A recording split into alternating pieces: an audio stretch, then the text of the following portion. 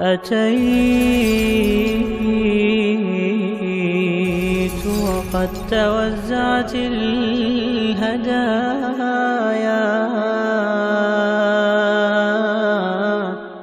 أنا بأذكر قصة يمكن أول مرة أذكرها في حياتي.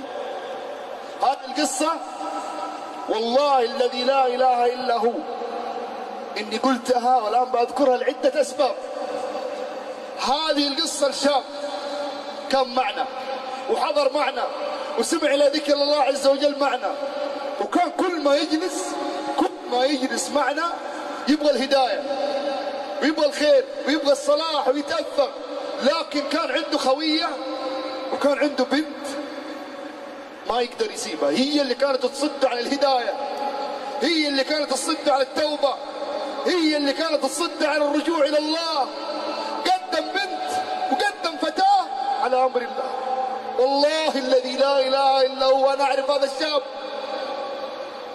قبل كم سنة في ثاني أيام العيد في مكة مع خويته ويصير عليهم حادث، البنت أصيبت بشلل ودخلت مستشفى، والولد هذا شايلينه بالإسعاف، وعلى حسب ما نقل لي موظف الإسعاف يقول من آخر ما سمعته كان يقول ينظر فيه ويقول قول النايف الصحفي يدعي لي، قول النايف الصحفي يدعي لي، أسأل الله أن يعفو وأن يغفر له،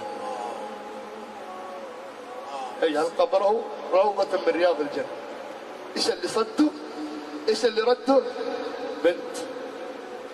والنهاية لما قدمها على حب الله، ولما قدمها على أمر الله، ولما قدمها على التوبة والرجوع إلى الله، قبض الله روحه معها. إيش تتوقع يكون قبره؟ إيش تتوقع يكون مصيره؟ بأي وجه سيلقى الله؟ إيش بيقول لله؟ أنت يا غالي لو الليلة مت وأنت على جنابة من زنا ولا من لواط ولا من عادة سرية، لو الليلة مت وأنت ما صليت العشاء ولا المغرب، لو الليلة مت وأنت عاق، لو الليلة مت سجارة الحشيش في جيبك، إيش بتقول لله؟ بأي وجه ستلقى الله؟ اتجمعوا شباب وبنات في استراحة، السكر موجود والحشيش موجود، قال واحد منهم والله الليلة هذه ما باقي لها غير أكل، ما باقي لها غير عشاء، أبى أروح أجيب عشاء وأجي. طلع من الاستراحة عشان يجيب عشاء، والاستراحة مليانة شباب وبنات ومخدرات. ساعة ساعتين ما جاء هذا الشاب. لما راح يجيب العشاء وجاي في طريقه للاستراحة صار عليه حادث، وقفوا على الحادث يقولوا له قل لا إله إلا الله، وهذا الشاب يقول إيش أقول له؟